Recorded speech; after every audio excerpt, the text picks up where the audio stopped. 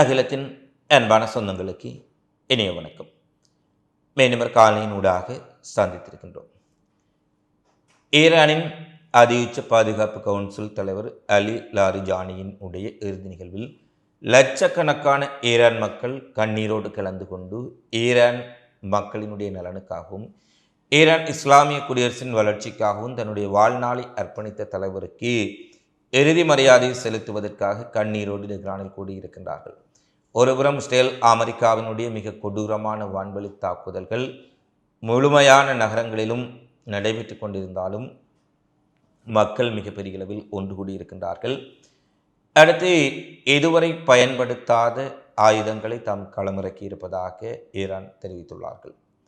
உலகின் மிகப்பெரிய எரிவாயு நிலையம் மீது இஸ்ரேல் மிக மோசமான தாக்குதலை நடத்தி இருக்கின்றார்கள். இது உலகம் முழுவதற்கும் பேரழிவை ஏற்படுத்தும் செயற்பாடென பல வல்லுநர்களும் எச்சரிக்கை விடுத்திருக்கின்றார்கள். இந்நிலையில் பிராந்தியத்திலும் உலகிலும் நடைபெற்ற பிந்திய மிக முக்கியமான நிகழ்வுகளை இந்த காணொளியில் விரிவாக பார்க்கலாம்.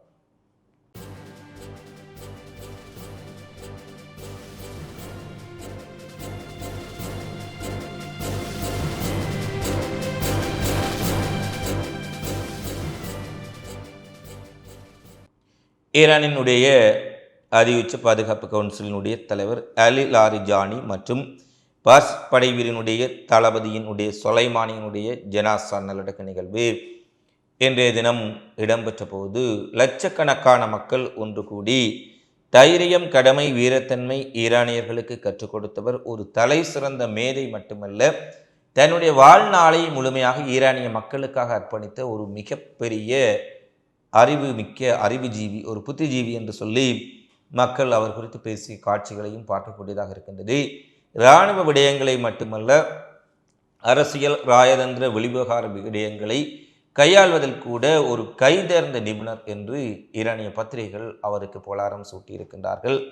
தங்களுடைய தலைவரின் மரணத்திற்காகவும் தளபதியினுடைய மரணத்திற்காகவும் லட்சக்கணக்கான மக்கள் ஒன்று கூறி டெஹ்ரான் தெருக்களில் கண்ணீர் மல்க அதில் கலந்து கொண்டதோடு இந்த தாக்குதலுக்கு ஈரான் பழி வாங்க வேண்டும், இஸ்ரேல் அமெரிக்கா மீது நிச்சயமாக பழிக்கு பழி வாங்க வேண்டும் என்று அவர்கள் முழக்கங்களை எழுப்பிய காட்சிகளையும் பார்க்கக்கூடியதாக இருக்கின்றது.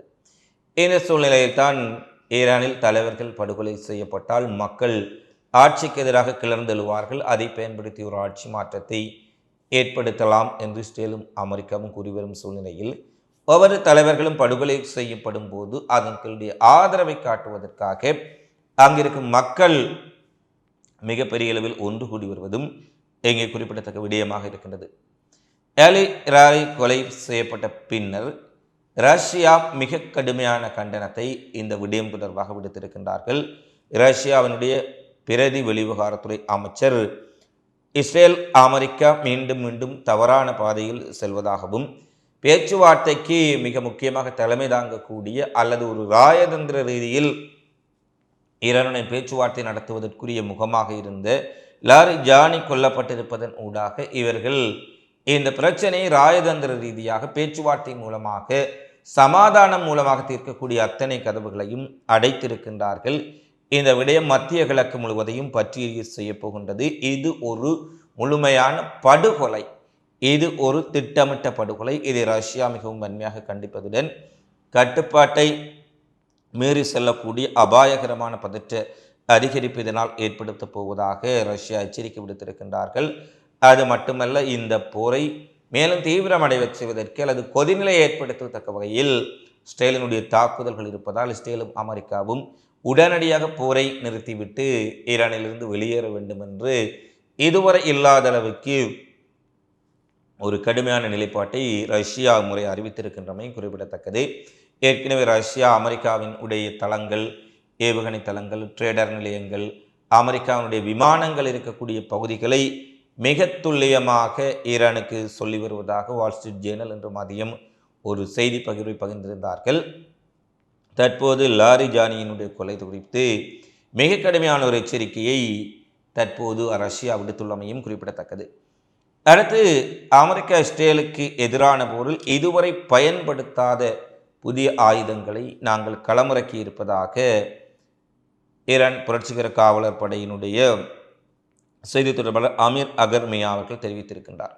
ஈரான் தொலைக்காட்சிக்கு வழங்கிய பேட்டியில் அவர், இந்த போரில் நாம் முன்பு பயன்படுத்தாத ஆயுதங்களை பயன்படுத்தியுள்ளோம். வரும் நாட்களில் மேலும் பல இதுவரை பயன்படுத்தாத ஆயுதங்களை பயன்படுத்தப் போகின்றோம். அவற்றின் தாக்கங்களை பற்றிய தகவல்களை நீங்கள் களத்தில் பார்க்க முடியும் என்ற ஒரு செய்தியையும் குறிப்பிட்டிருக்கின்றார். நேற்றைய தினமே ஈரான் இஸ்ரேல் மீது நடத்திய தாக்குதலில் மிகப்பெரிய அளவிலான சேதம் டெல் அவீவ் மற்றும் சுட்டேல் நகரங்களுக்கு ஏற்பட்டிருந்தது. இஸ்ரேலினுடைய மிக கடுமையான தணிக்கைகள் காரணமாக முழுமையான விடயங்களை பெற முடியாவிட்டாலும் கூட டெல் அவீவ் நகரம் ஏறக்குறைய சுக்குநூறாக்கப்பட்டிருக்கக்கூடிய வீடியோ பதிவுகளை பார்க்கக்கூடியதாக இருக்கின்றது. அங்கே இருக்கக்கூடிய கட்டிடங்கள், வாகனங்கள் அனைத்துமே மிகப்பெரிய அளவில் சேதப்படுத்தப்பட்டன. அதிலும் இதுவரை பயன்படுத்தாத புதிய ரக கொத்துக்குண்டுகள் மிகப்பெரிய இழப்புகளை அடுத்து வரும் நாட்களில் இஸ்ரேலுக்கு ஏற்படுத்தலாம் என போரியல் ஆய்வாளர்களும் எச்சரிக்கை விடுத்திருக்கின்றார்கள். இந்த நிலையில்தான் இதுவரை பயன்படுத்தாத புதிய ஆயுதங்கள் பலவற்றை தாம் களமிறக்கி இருப்பதாக ஈரான் தெரிவித்துள்ளமையும் குறிப்பிடத்தக்க விடயமாக இருக்கின்றது. அடுத்து முஜ்தபா கமேனியினுடைய மிக முக்கியமான ஒரு நெருக்கமான தலைவராக இருக்கப்பட்ட அலி லாரிஜானியின் மரணம் ஈரான் முழுவதும் பெரும் கோபத்தை ஏற்படுத்தி இருக்கும் சூழ்நிலையில் ஈரானிய ஆட்சிக்கும் ஐஆர்ஜிசிக்கும் நெருக்கமான இந்த தலைவருடைய மரணத்திற்கு அவர்கள் மிக கடுமையான பதிலடிகளை இன்றைய தினமும் வழங்கலாம் என்று எதிர்பார்க்கப்படுகின்றது. ஐஆர்ஜிசியுடன் தொடர்புடைய ஒரு ஊடகத்தில் எதிர்க்கட்சி, அரசு ஆதரவு குழுக்கள் மற்றும் வெளிநாட்டு உளவாளிகள், வெளிநாட்டில் இருந்து பணத்தை பெற்றுக்கொண்டு செயற்படக்கூடிய கூலிப்படைகள் என 86 பேரை இன்றைய நாளில் கைது செய்திருப்பதாக ஐஆர்ஜிசி அறிவித்திருக்கின்றது.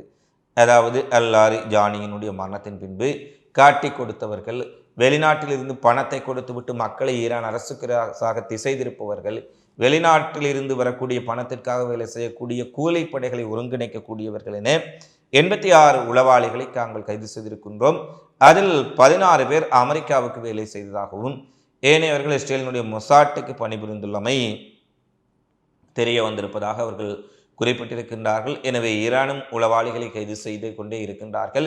ஆனால் மொசாட் சிஐயினுடைய உளவாளிகள் மிகப்பெரிய அளவில் அங்கு ஊடுருவி இருப்பதால் ஈரான் போர்க்களத்தில் சந்திக்கக்கூடிய சிக்கல்களை விட உள்ளே இருந்து காட்டி கொடுக்கக்கூடிய, முதுகில் குத்தக்கூடிய துரோகிகளின் உளவாளிகளின் உடைய நடவடிக்கைகளால் பேரிழப்புகளை சந்தித்து வருவதும் இன்னொரு பக்கம் ஈரானுக்கு மிகப்பெரிய சிக்கலாக மாறியிருக்கின்றது. இந்த நிலையில்தான் மிகப்பெரிய அளவில் உளவாளிகளையும் உள்ளே இருந்து தகவல்களை காட்டி கொடுக்கக்கூடியவர்களையும் தேடி மிகப்பெரிய நடவடிக்கைகளை மேற்கொண்டிருப்பதாக தற்போது ஈரானில் இருந்து வரும் செய்திகளை பார்க்கக்கூடியதாக இருக்கின்றது. எனவே அடுத்து வரும் நாட்களில் மிகப்பெரிய அளவில் ஈரான் அரசுக்கு எதிரான ஒரு கலவரத்தை ஏற்படுத்தி தங்களுடைய கூலிப்படைகளையும் உளவாளிகளையும் வைத்து மக்களை ஈரான் ஆட்சிக்கு எதிராக திருப்பக்கூடிய ஒரு நடவடிக்கையை இஸ்ரேல் மேற்கொண்டு வருவதாக ஏற்கனவே செய்திகள் வெளியாக இருந்தன. அதை முறியடிக்கும் விதமாகவும் மிகப்பெரிய தேடுதல் நடவடிக்கைகளை ஐஆர்ஜிசியும் புரட்சிகர காவலர் படையின் போலீஸ் பிரிவும் தற்போது மேற்கொள்ள ஆரம்பித்திருக்கின்றார்கள். அடுத்தது லெபனான் மீது இஸ்ரேல் என்றுமில்லாத கொடூரமான தாக்குதல்களை நடத்தி வருகின்றார்கள். ஏறக்குறைய ஒரு 4 நாட்களில் 1000க்கும் மேற்பட்ட பொதுமக்கள் படுகொலை செய்யப்படும் அளவுக்கு மிக கோரமான தாக்குதல் உலகம் பார்த்து கொண்டிருக்கிறது. பொதுமக்களுடைய வீடுகள், கட்டிடங்கள், குடியிருப்புகள், சந்தைகள் என அனைத்தையும் இஸ்ரேல் விமானங்களிலிருந்து குண்டு போட்டு தரைமட்டமாக மாற்றி கொண்டிருக்கின்றார்கள். ஹிஸ்புல்லா போராளிகளின் இலக்குகள் ஒன்றை அடித்தால் 10 பொதுமக்களுடைய குடியிருப்புகளை தரைமட்டமாக்குகின்றார்கள். இந்த உலகம் இதை குறித்து அமைதியாகவே இருக்கின்றார்கள். இந்த இஸ்ரேலினுடைய காட்டு மிராண்டித்தனமான நடவடிக்கைகளுக்கு எதிராக ஹிஸ்புல்லாக்களும் மிக கடுமையான பதிலடிகளை ஆரம்பித்திருக்கும் சூழ்நிலையில் தற்போது ஆபரேஷன் கைபர் 1 என்ற பெயரில் இஸ்ரேலுக்கு எதிரான ஒரு ஆபரேஷன் நடவடிக்கையை வடக்கு இஸ்ரேலை நோக்கி ஆரம்பித்திருப்பதாக ஹிஸ்புல்லா தெரிவித்திருக்கின்றார்கள். முதல் பகுதியாக வடக்கு பகுதிக்குள் ராக்கெட்டுகள் மற்றும் ட்ரோன்கள் அலையலையாக வீசி கிரியாத் சோம்னா, நகரியா மற்றும் சபேத் உள்ளிட்ட நகரங்கள் மீது மிக கடுமையான தாக்குதலை ஹிஸ்புல்லா போராளிகள் நடத்தியிருப்பதான செய்திகள் வெளியாக இருக்கின்றன. இஸ்ரேல் மிக கடுமையான தாக்குதல்களையும் வான்வழி தாக்குதல்களையும் நடத்தி கொண்டிருந்தாலும் ஹிஸ்புல்லாக்களும் மிகப்பெரிய அளவில் ஏவுகணை ட்ரோன் தாக்குதலை இஸ்ரேலை நோக்கி ஆரம்பித்திருக்கின்றார்கள்.